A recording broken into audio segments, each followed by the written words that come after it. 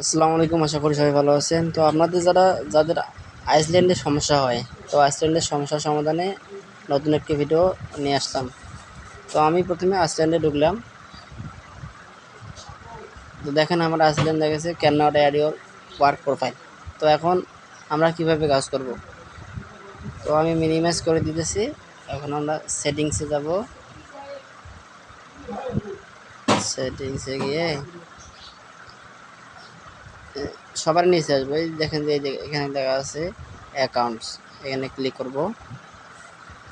অ্যাকাউন্টে ক্লিক করে নিচে আসবো। এই যেখানে এখন দেখা যাচ্ছে রিমুভ ওয়ার্ক প্রোফাইল, এখানে ক্লিক করব।